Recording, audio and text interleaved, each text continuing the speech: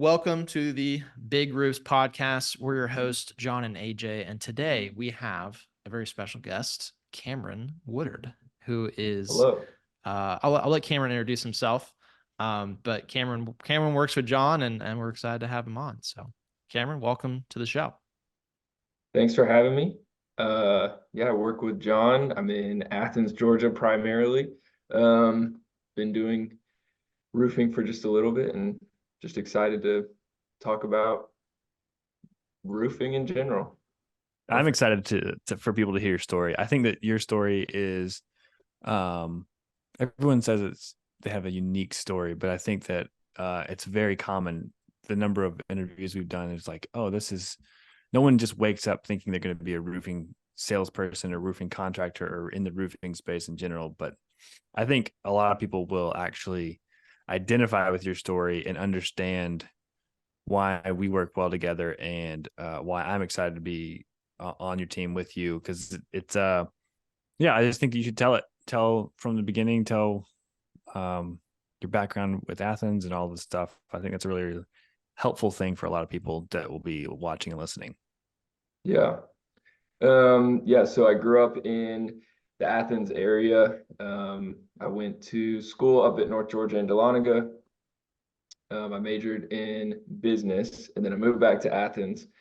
And like John said, I had no idea what I wanted to do. I tried working for Chick-fil-A. I worked for a church. I don't know, I've done a million different things. I was a caretaker for a hospice situation. That was a little bit weird. And then kind of tried out education, lots of different things, and settled on roofing sales with John. I'm not sure exactly how to go much more in depth. I wouldn't say you tried out education. I wouldn't say you tried out education. You were a teacher for 4 years. That's true, yeah. So in 2017, I started working with John when it was DeLaurier Roofing. That was like first introduction to it.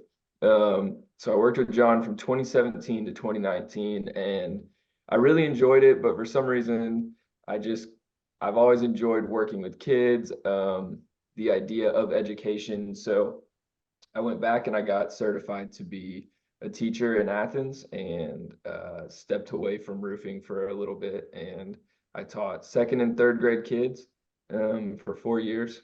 And then kind of What's the craziest thing? What's the craziest thing a kid has told you that you've had in your class? Pretty crazy stuff. Really crazy stuff. I don't think you can say in this podcast.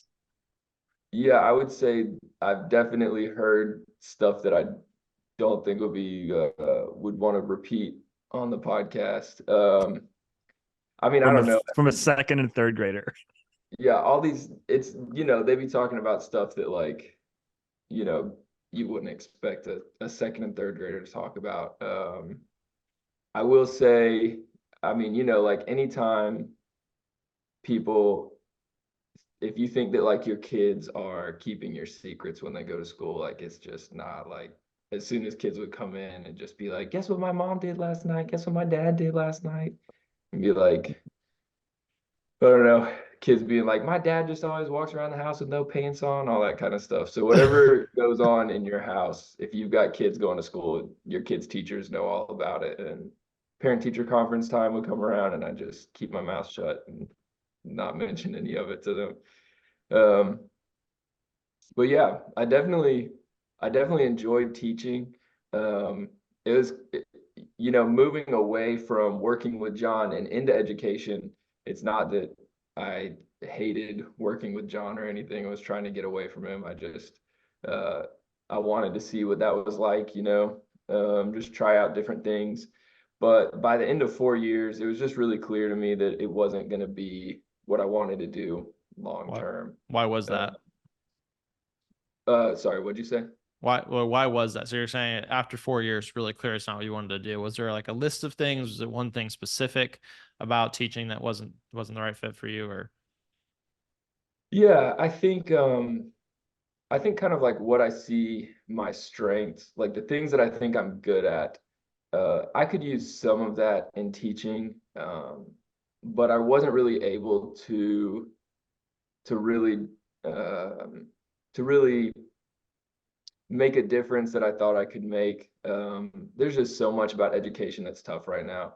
I don't necessarily have the answer for what's broken in society. I don't really know what the issues are, but there's clearly like something that's just tough in education, and trying to figure that out and be a part of that was really hard. At the same time, um, just we had 3 kids when I first started teaching. We didn't have any kids, and it was just kind of tough to maintain that work-life balance with education and having 3 kids. And then there's also like a side of it where I enjoy getting out, walking around. I like meeting people. I missed being able to get up on roofs and problem solve, and um, just that everyday challenge that you meet in the roofing industry, where every roof is different, every day is different. I kind of missed that. With education, a lot of it just got to be, I was teaching the same thing on the same day. After 4 years, I could go back and look, and it'd be, first week of October, I taught and said the exact same thing that I said the first week of October the year before, and the first week of October the year before, and over and over and over again. It's repetitive. Yeah, it's repetitive. I like the challenge of, not just the challenge of figuring out what's wrong with people's roofs, but trying to figure out how to make sales when it's difficult. It's really fun for me to try to think through how I can reach every customer differently and meet all of their needs and all that kind of stuff. Yeah, I think just what I enjoy doing is working with people, talking with people. I really like helping people solve their problems, and I wasn't necessarily able to do that in education. Did you have that clarity on that passion back when, let's go back to like high school. So you said you went to DeLaurier for college, Yeah. and so coming out of high school, did you have a clear picture at that point of like what you wanted to do? Or was it kind of like, hey, I'm just gonna go to college and then figure it out later? Or did you already kind of know at that point, like, I want to do something where I'm challenged and where I'm gonna talk to a lot of people, meet a lot of people? What was your mindset then, like going all the way back? Yeah, when I first started college, I did look at education, and then kind of quickly switched to business. I've definitely always had like a very people-centered outlook on life. I've always enjoyed working with people, and so I didn't necessarily have a specific goal in mind. But when I went to college, it was very much like everything I thought about was, I know I'm going to end up working with people somehow. I really like talking with people. I like a customer service side of things. I like all that kind of stuff. So, yeah, I mean, it's definitely something that has gone back to high school, college, all that kind of stuff. I've just, anytime that I can kind of help build things, be part of organizations, anything like that, working with people, customers, even just, clubs, organizations on campus and college, anything like that, I really enjoyed. So at the end of college, I really didn't know exactly what I wanted to do, but I knew that it was gonna just involve anything like that. I was never looking at being a surgeon. I was never looking at being, you know, a pilot or anything like that. So you had like a general idea of like, this is what I'm passionate. These are the things I'm passionate about. Like whatever I'm going to end up in is going to be in this area, probably something related to interacting, managing people. Yeah, well, and I think even more than that, I'm just a really optimistic person. I think that I listen to conversations that go on in culture, and conversations that go on kind of in the whole world, and politics, everything. There's just kind of this feeling that a lot of people have that stuff is getting worse and worse and worse and worse, and there's just nothing we can do about it. And I've just always had a sense that like whatever I want to do, I just want to show people that life isn't that bad, that something that kind of could be hard, could be difficult, that we can use ingenuity, we can use problem solving, and that things that, things like education, things like roofing, I feel like there's a lot of ways that people look at those and just say like, well, I mean, roofing sucks. It sucks to have people get on your roof and rip off shingles. And like the salesman's going to pressure me into buying stuff that I don't need. Like there's just no way that my roof buying experience could be good, or there's no way that education could be good. And I really just enjoy anytime I have that opportunity to say, no, it doesn't have to be that way. Like, yeah, sure, things can be tough, but like, let's think through this. We can do things differently and stuff can be better. Like things can be enjoyable that you didn't think could be enjoyable. Even even a roofing sale can be enjoyable. Even working with a roofing salesman doesn't have to be something that you hate. Like I can walk away from your house at the end of the experience and you think like, man, that was really good. So I think that's kind of like more where it was directed was I just think that our world is great. I think there's a lot of good stuff going on. I think that our ability as people to problem solve and to fix things and things that look broken and we can fix those. Like I think that's just like one of the coolest things that people do. And I like being a part of that. Yeah, that's awesome. Yeah, I think Absolutely. oh, go ahead, John. Well, I would say like that stemming, if you're watching or listening, Cameron and his wife Erin were foster parents for how many years was that? Like We fostered for 5 years. so if you're thinking, oh, they're these young guys talking on these podcasts about how the world's so great. Well, Cameron does see things, in a very optimistic way in really tough situations. So it's a if you want somebody on your team that's like that, you want someone who uses like nobody wants to call the roofing company. They'd rather buy the boat. They'd rather go on the vacation. But you can take a potentially bad situation and you can turn it into a good thing. Hey, we're giving you peace of mind with what we do. And that's a really good quality that Cameron has.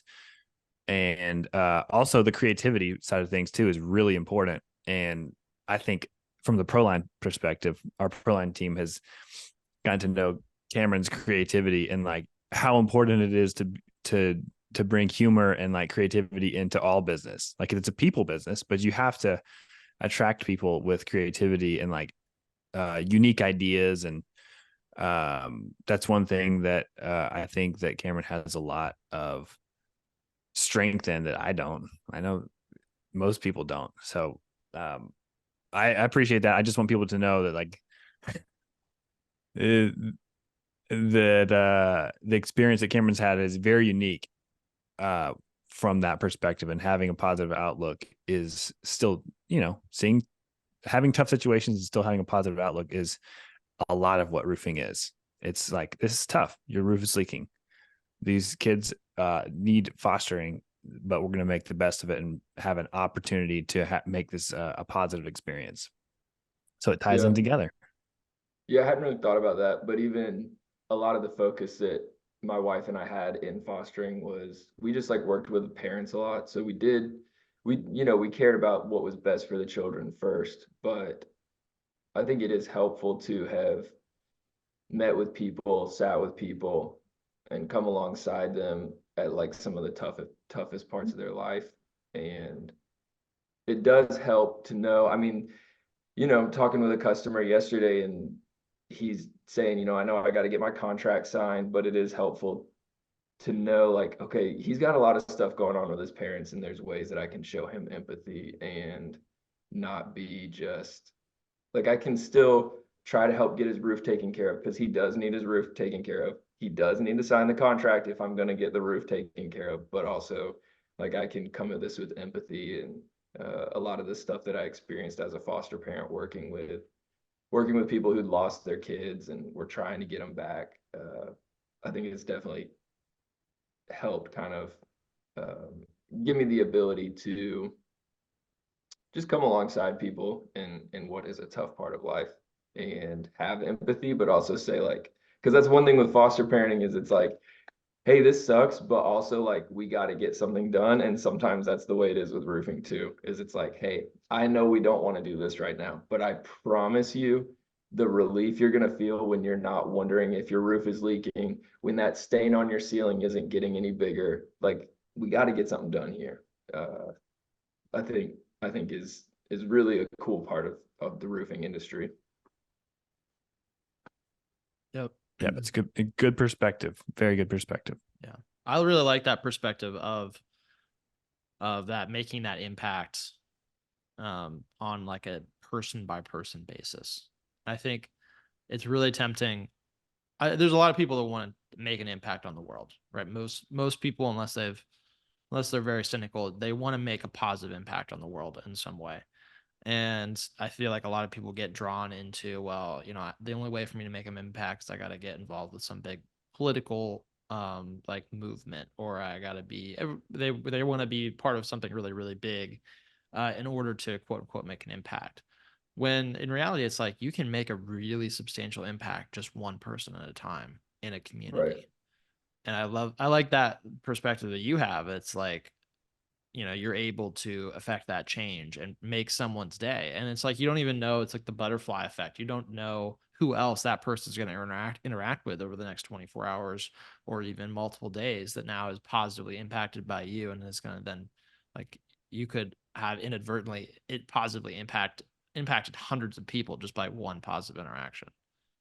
Yeah, it's true. And I mean, like you said, you never know like every single person, every interaction turns into like a system of interactions. And then as you kind of like piece stuff together, you end up making something that's better, because anybody could go just do 1 or 2 sales, work with somebody, do 1 or 2 roofs, but then to kind of apply that to like a roofing company, it's really cool to kind of see that happen when you focus on that like day to day, that person to person, but then you get those moments where 3, 4, 5 years later you get to work with a customer. Like I just went to a customer's house and her roof was leaking, a branch had fallen in onto her roof. It was someone that I worked with, I think in 2018, maybe 2019, and she was so excited for me to come back. And she was like, oh my gosh, like I was afraid you guys were going to go out of business, but like I'm so happy to see you again.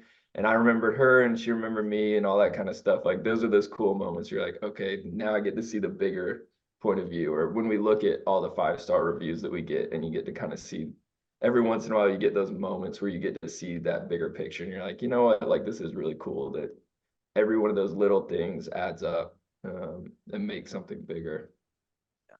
Oh yeah, 100%. What do you think? I kind of have a lot of roofing business owners listen to this podcast, and many of them are looking to hire talented, passionate reps that have your mindset. And my impression is that most people are very much leading with the money. They're kind of like, hey, like this is how much money you can make in roofing, and that's where all like how they're trying to hire people. It's just, you can make all this money if you do this. But I almost feel like for you, I mean, obviously the money's important, right? But I feel like for you, there's that meaning in what you found, this meaning in what you're doing in roofing. Do you think that what do you think the most impactful message that a roofing business owner is looking to hire a rep can say to a potential rep, someone that's interested in getting into roofing? Do you feel like the just leading with the money is the right approach, or do you feel like there could be like talking about this meaning up front, potential meaning up front? Do you think that would be impactful? I know that was kind of a mess of a question, but No, I understand. I mean, it definitely all plays together. One of the advantages that a sales role has, one of the advantages that a sales focused industry has is that money. And so that's why it is easy to go there. Like if I couldn't provide for my 3 kids, I wouldn't be doing this. As much as I care about the customers, my family comes first. So it is helpful when I was teaching, I texted John at some point. I was like, hey man, I'm not sure if this is it. Like, are you still looking to bring somebody on once we talked about money, like it does make it easier. So I don't necessarily think you can ignore it, but if that's, I think, I think you can, if you're a roofing company owner, you want to hire people that are motivated, that want to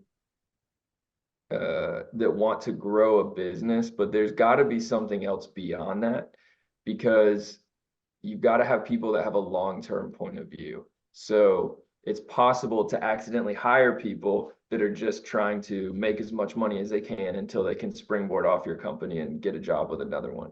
And that's definitely not what you want. So I don't exactly know, because I haven't gone through the hiring process. I've only ever been on the other side.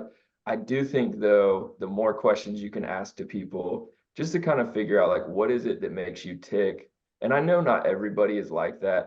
I came out of college, when I'm looking at careers, I had a very clear understanding of what I wanted to do outside of the exact business. And so when John and I first spoke, I could say, like, okay, yeah, I think this business applies for that. And he could kind of see what I was wanting to accomplish in my life and the impact that I wanted to make and how I wanted to make that impact. So I think the more conversations anybody can have with a potential hire about what their like long-term goals are, it'll just become more apparent, of exactly if that's the right fit for your company. And I think every company is probably going to be a little bit different. But and maybe, I mean, maybe the owners of every company would need to kind of exactly understand what it is that they're offering a potential person coming on. So if your company really is mostly driven by just specifically, we just want to make as much money as possible, like, I mean, just own it and just make sure the people you hire align with that. When I first came on with John, we really just talked about doing roofing differently, taking an industry that's kind of gone one way for a long time and trying to figure out ways to do it differently to make that customer experience easier. So as soon as John and I first started talking about what his goals were and what my goals were for my life, it was very clear that we aligned. And I think that's the most important part, probably, is just, if you're clear on what you want your company to be and who you want the people that you hire to be, then it's really easier to find the people that are compatible with that. If you're not clear on exactly what you want and who you want to hire, then I would say you got to take some time to figure that out. And there's nothing wrong with not being clear on that, because, a lot of times you get into a job because you got to provide for your family. And at the end of the day, if you got a family, if you got kids and you just got to make some money, there's nothing wrong with doing what you need to do to provide. But maybe if you're already in it and you're a roofing company owner, just take some time to figure out what it is. Like, what do you want long term, and how can you find the people that align with that? That's good. It's good insight. How did you and John meet? One of you want to tell that story? I don't even really remember. So it's a long story. That's like it's got to be like, Can't be that long. 7, 8 years ago. Is that right? Yeah, I would say probably we met through going to the same church. That's probably like the easiest way. Yeah. To say it. But I don't remember meeting John ever. There was just a day that we knew each other. I was just here. Yeah. Just And we were kind of Watkins was small though. Watkins was small. Like I had met your parents like 20 years ago. Right. So it's not like it's a very small town. That's pretty much. We've been around each other for a long time. And I think the first time I started working with John, it just kind of aligned that he was potentially looking to bring somebody on. At the same time, I don't remember exactly what I was doing.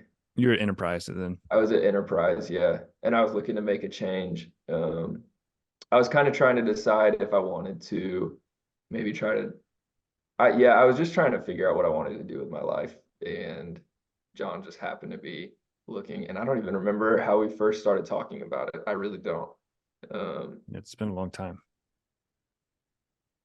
But Yeah, I yeah, think you're right though. I mean, you have to align. I mean, I didn't really know. Even when I first started talking to you about working together, like I didn't really have a great um I didn't have a great idea of like my goals for myself and further steps into like my goals for my team and how I wanted the organization to be.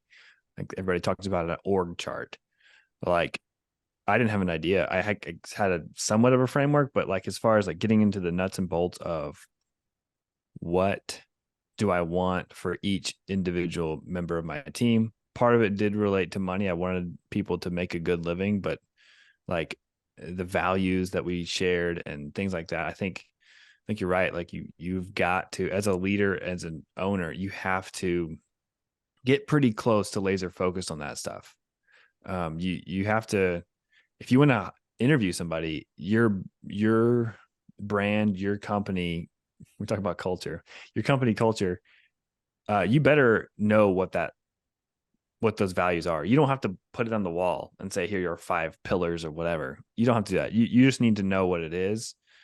Writing it down is probably helpful. But at least understanding these are the types of people I want to work with every day. This is a big part of your day, a big part of your week, big part of your life. If you're working together, probably try to find people that align with your values and you have a similar mission for what you do professionally. I think that's something that most people don't focus on, including myself. But if you're like, this is what I want, envisioning it is a really helpful activity to do. But just like, what is a perfect day or what is a good day? And not just for yourself, but like for everyone on your team. Are you using the tools? Are you helping your team with your technology, your systems? Are you helping people not be frustrated each day? Are you helping them like succeed in their role? Like that's, you need to think about those things and actually implement them and have them ready and work on them when people are brought on board. I think that's the big thing that most people don't do. It's like, hey, just ride in the truck with me for 2 weeks and then go door knock. Like that's not really helpful for most people. It's just not going to help. And even if you go through some sales training, that's a third party sales training, that can be helpful in one sense, but you're not really on the same mission at that point. You're just like, you're giving them skills that may help them, but not really help the company. Yeah. One, I would say that you're definitely much more focused now on what you want the company to be. I would say that like you're much more clear on what you want the company to be and what you want the mission to be.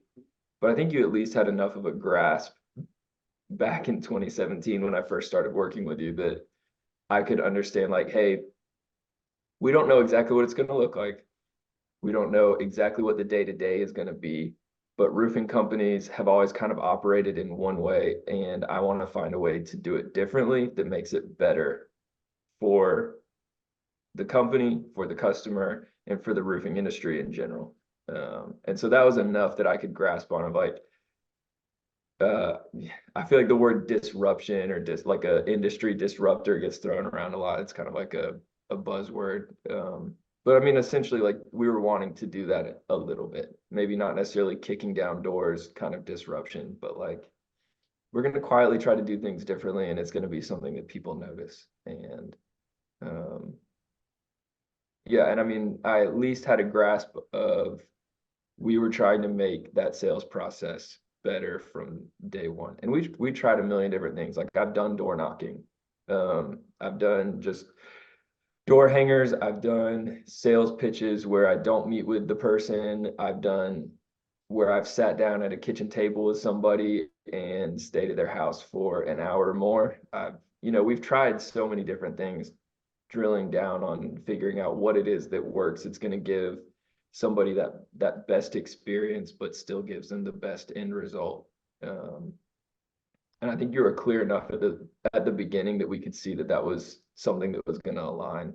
And I didn't need a perfect 25-step plan of what that was going to look like. I just was like, you know what, like let's figure this out together. And I think we've largely been able to do that. Agreed. I want to ask, I want to get your perspective. You have a very interesting, you had a very interesting experience because you came in and worked with John back in 2017. And at that point, John was using a CRM whose initials are J and N. John was not even using that at that point. I was Oh, like, really? He'd already it was transitioned all, out. it was just Google Sheets before, but yeah, Oh, pretty this is quickly before then. Yeah, afterward, yeah. we, I don't remember exactly how we ended up with that other I CRM. demoed like 12. I demoed like 12 CRMs, and I was just like, I gotta find one. We gotta find one and use it all together. I know that we had to use it all Yeah. together. Yeah. And then we But you're right, AJ, that I put a lot of hours into that first CRM trying to figure it out and make it work and all that kind of stuff. Yeah. And then now you came back, and when you came back, John had already had ProLine all set up, right? For It the was most like a part. breath of fresh air. But yeah, just I think this is important because, it's from the sales reps perspective. What was that experience like going from that other CRM and then, leaving and then coming back and then coming in with, I mean, you said breath of fresh air, but I mean, I don't know if you have more insight there. It's like, what was the difference for you as a salesperson coming in between those two experiences? Yeah.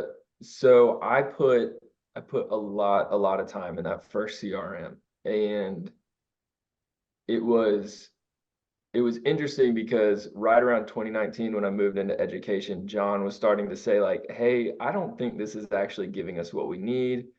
I don't," and I agreed that it wasn't necessarily really working out for us perfectly, but I was kind of resistant in moving to something else. Um, just because I put so much work and effort into trying to piece together things and, using like Zapier and all this other stuff to try to cobble together something.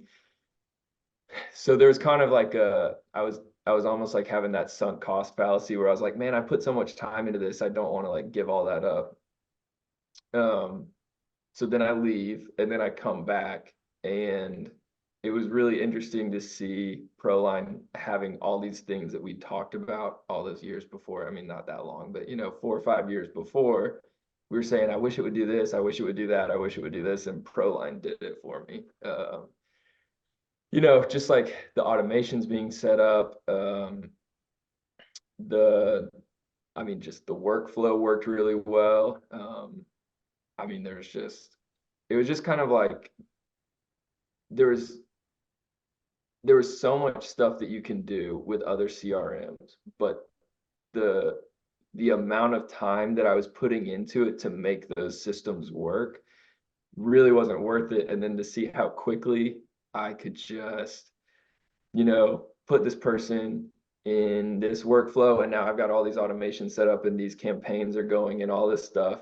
I was kind of blown away by how seamless it was and how easy it was to step back into that.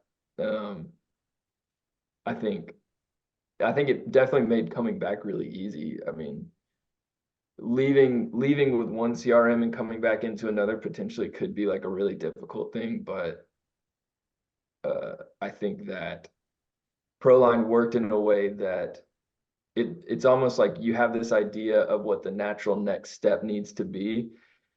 And there was multiple times that I was like, okay, well now we need to do, I don't even remember exactly what it was. Like we need to do this or that. And it's I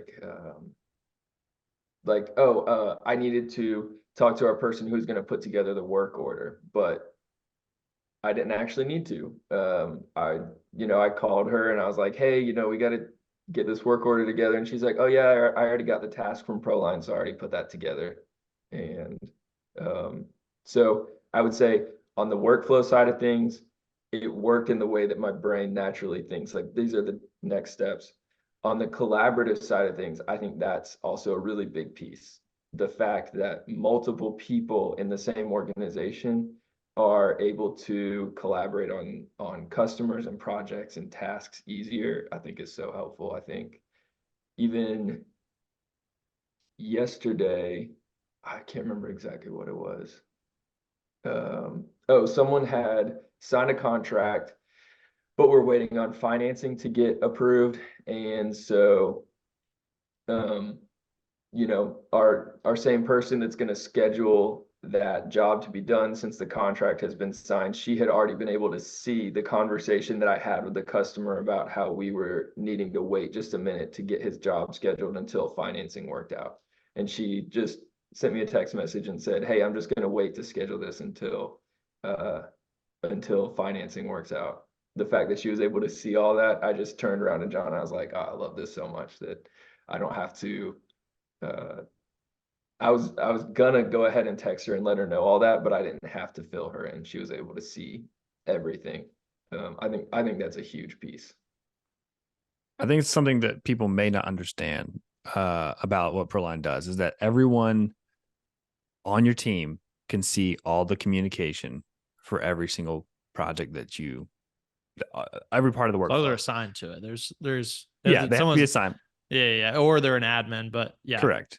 So but it's important to know that your team, however your organization's set up, you don't have to have redundant text message or phone call conversation or emails, because you can actually, if you get if depending on the campaign, the workflow that you have, you're going to get tasked to do the next thing if that's how you design your business, and you're going to be able to review everything that the previous team member communicated.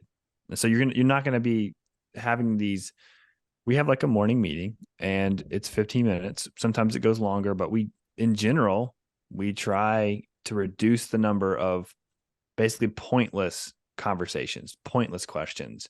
And we'll continue to work on that so that we all are on the same page. But there's no reason for you to have to ask people in a meeting menial task. You should know what's going on with each person. That's our goal moving forward for this year. Like, yeah, we want to grow and we're going to have sales goals.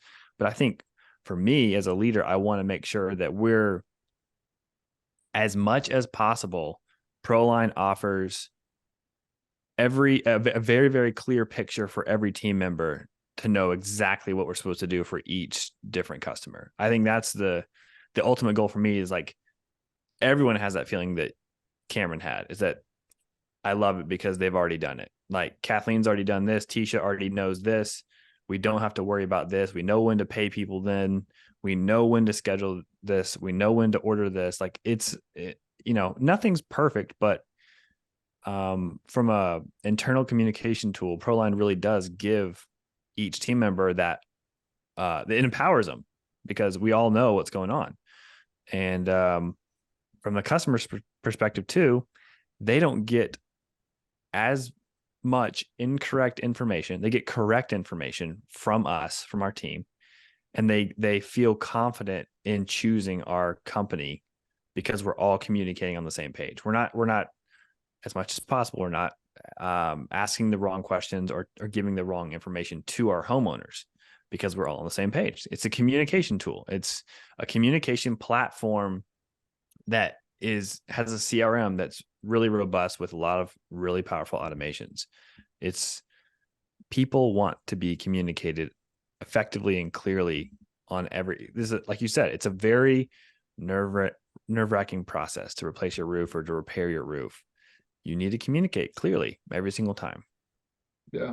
Well, and I think too, you lose the redundant conversations between your team, but you also get rid of the redundant conversations between customers. So one thing I talk about a lot is, as a homeowner, I've had a lot of experiences with renovation companies, all that kind of stuff. We had our windows in our house were the original windows from the 80s. They were leaking, and we had a company come out to replace all the windows. And there was a lot of stuff that I liked about the company. I knew the kind of what I was looking for in the windows. I knew about what the price was that I wanted to pay, and I was able to get that. But there was little things that just kind of sucked about the process, where the person I first talked to on the phone didn't relay all the information to the guy that came out to my house.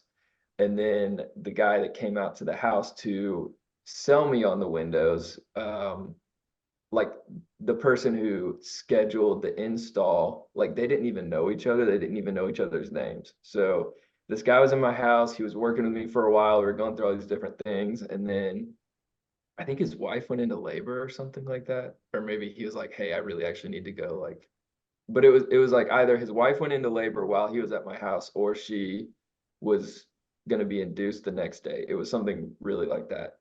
So then the person calls me to schedule the install, and I was like, hey, did Josh or whatever, like, did everything go okay with his baby getting born? And she was like, oh, who's Josh? And I was like, what are you talking about? That's the guy who's in my house. Like, it just goes so much better when someone calls in, they relay information. I can listen to the call, I can read the notes from Kathleen who's talking to it. And then when I show up at their house, I say, like, I give them the rundown of my understanding of what's going on and ask if there's anything else they think I need to know. So if you have a stain in your living room, I'm going to show up and say, hey, I'm really sorry you got a stain in your living room. Can I see what that looks like? And maybe you have attic access or something. They're not having to give the report to Kathleen and then come back and give the report to me. And then on the day of the install, give the report to somebody else. And then, have to follow up with someone else to pay that doesn't know anything else or anything like that. ProLine has made it where I know what I'm walking into. The customer has somebody that knows what's going on with their house. And from the top to bottom, we all in the company know exactly what's going on. If we just like use ProLine and get in there and read the notes and communications and all that. Love that. Yeah, I mean, it's good to hear. John and I have put a lot of time and work in to work through these things and make sure that ProLine does what you're saying it does. So it's good to hear that it's working the way that we intended. I guess that's a big difference between ProLine and these other tools that I just don't believe that enough time was spent on these other tools truly collecting and understanding what actually happens inside of a roofing business. Even some of these the newer ones that are getting developed now, I see them putting out features. It's like, why would you do it that way? Why would you? And I think it's because you have people that are not in the roofing industry, and they're doing a few interviews with roofing contractors, not truly understanding, and then just pushing stuff out. And I think it's been a bit different with the way that we've built this inside of John's business, truly first and foremost, then expanded it and made it work for other businesses as well. It's just like all these layers of us kind of rounding out the sanding down the corners and making this work the way it needs to work. So it's good to hear that is your perspective on it. Yeah, I agree. And I mean, I think like I said, I was a big proponent of that first CRM, but in hindsight, it was really just because I put so much time in, and to see another CRM work in the way that a roofing company actually works. And you're not sitting there every day being like, oh, I just wish it would do this, or I wish I could make it do this, or I'm going to spend 2 hours working with MailChimp and Zapier and all this stuff to try to make this work. It's just really cool it's like, you're a roofing person in a roofing business, and then to have the CRM kind of flow the way that you would normally flow, and you're not having to hold it together with duct tape and super glue is really cool. Yep. As we've been recording this, just got a text from a potential customer in our Savannah market, and he's a great customer. He works in Chicago, but he's like, I gotta nail down the times at the end of March. So something super easy to do in ProLine that's really, really effective is I have to listen to that person. I'm using this platform, ProLine, to listen to that person. I'm changing the automation to the 3rd week of March. So I'm not insulting him by following up in a week. It's a people tool. You're helping people communicate effectively. You don't forget, because the automation sends out another text and an email the 3rd week of March, because he said at the end of March, we're going to be making the decision. And okay, great. So as we're talking here, and nobody knew this, I was just doing it really fast. I just didn't want to forget and have an automation go out next week. And then he get upset at us. And then it shows that we didn't listen to him, and then we lose a chance or reduce the chance of us selling that roof. So it is a really effective and easy tool that wildly, I mean, we're way ahead of whoever else he's getting proposals from because of our communication. And we're showing him that we're showing him we're listening, and we're not forgetting to follow up because ProLine actually does it. So it is roofing and all home services. It's a people business. You need to have a tool that actually can help people, and that's what ProLine does for us. And I really love using it every day because it's so easy and it's so effective. Well, it helps people feel listened to. So like John said, I had a customer yesterday reach out and say, hey, in March, I want to circle back to this. So I changed his next automation that I had was going to go out next week. I just changed it to March 1st. And so people enjoy feeling listened to. But at the same time, you're not having to keep this spreadsheet or a calendar of like, call this person today, text this person today, do all this kind of stuff. And in addition, I would say a huge thing is the fact that the automations in ProLine go out from a real phone number to a person's phone. So every automation that goes out and every just regular text message I send out is in the same feed to them. So it's just more personal and you feel more listened to.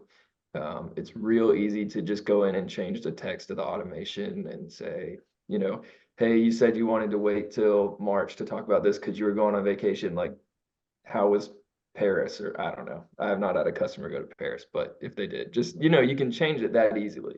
And then they're like, oh yeah, you remembered my vacation. That's really cool.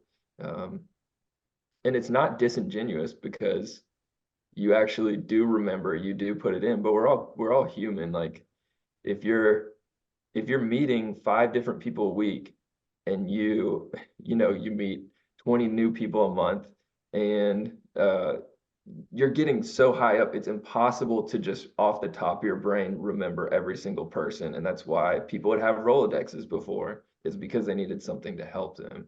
And all I need is one little cue, just go back, review the activity, review notes from different people, and then we go straight back into that conversation. It lets you like give yourself some grace and be a person and not have that pressure to remember every little thing about every little person for all of eternity.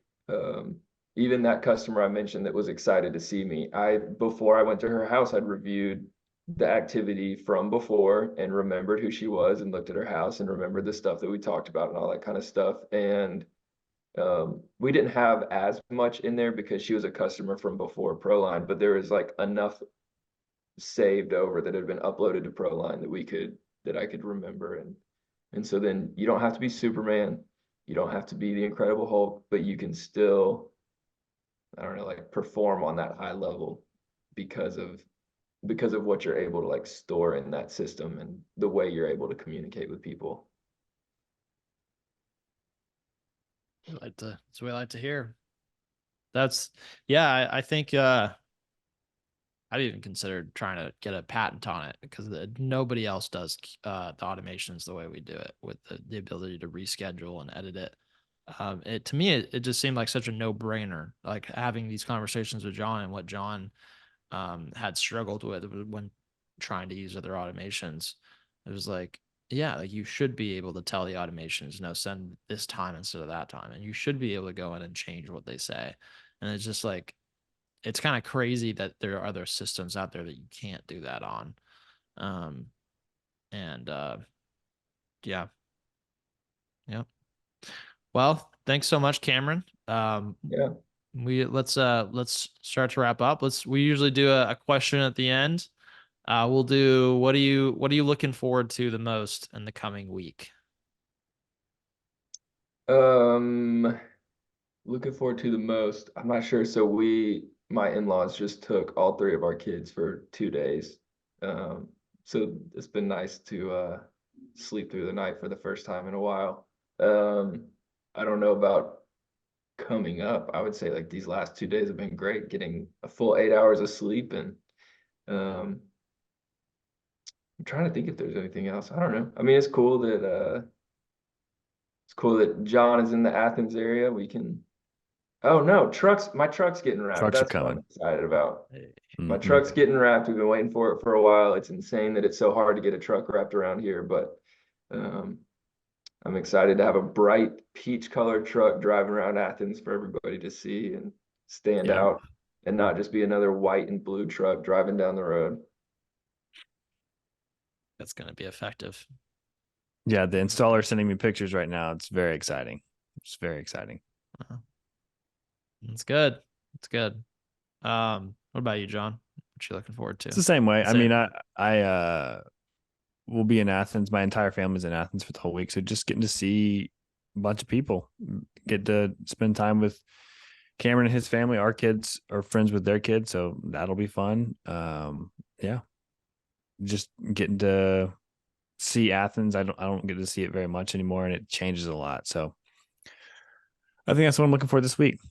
Just kind of getting to have a different perspective and remember where I came from and help Cameron build this office to the best it can be and the best give everyone the best experience from a roofing perspective, but then also just if I can do anything to help Cameron make this experience better, then that's what I want to do this week.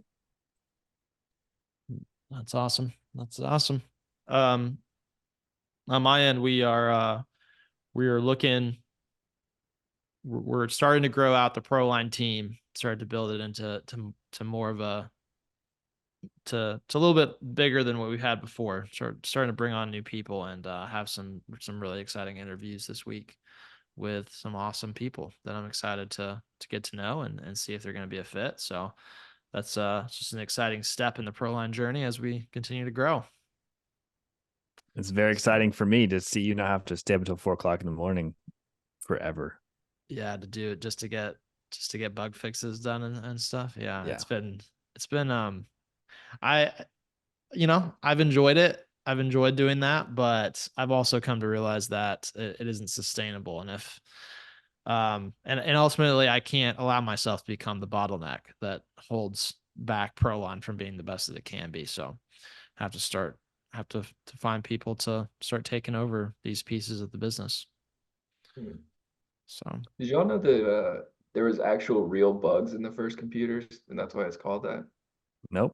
I did not know that. Like the first computers in like Harvard or whatever that were like the size of a room, there was vacuum tubes in there, and like moths or something got in it, and it ruined the computer, and they'd have to like clean out the actual bugs, and then it like stuck around. That is That hilarious. is really funny. That makes a lot of sense. They'll be like, oh, there's probably some bugs in it. We got to go find the bugs. Yep. Yeah. And I mean, that's funny. That makes sense. All right, guys. Well, we will wrap it up there. Thanks everybody for joining us, and we will see you next week. Bye, everybody.